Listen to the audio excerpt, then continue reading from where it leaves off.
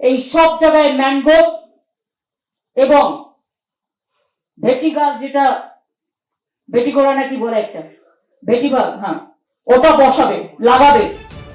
এখন এই কাজটা ওরা 3 মাস ধরে করবে, কারণ এখন তো বর্ষা নেই, 2-1 দিন ছাড়া।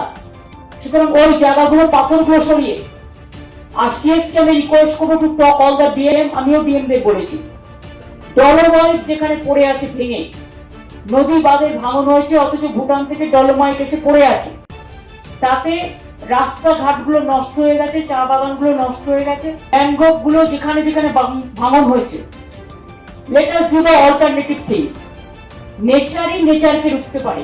ম্যানগ্রোভ পাহাড়ে চাষ হয়, তরাই ডুয়ার্সে হয়, লোনা জায়গা ছাড়া।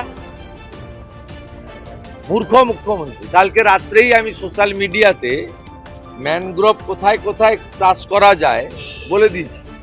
সুন্দরবন এবং স্যালাইন এলাকাতে করা যায়, ম্যানগ্রোভ এখানে চাষ হয় না।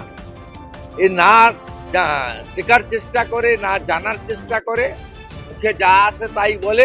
কি হচ্ছে, মুখ্যমন্ত্রী অ্যাডমিনিস্ট্রেটিভ চিফ রাজ্যের বড় পোস্টে আছে, তিনি এই ধরনের কথা বললে আমাদের ছাত্রছাত্রীদের মধ্যে যারা পড়াশোনা করছেন তাদেরকে বলা হচ্ছে যে লবণাক্ত এলাকায় কি কি গাছ হয়।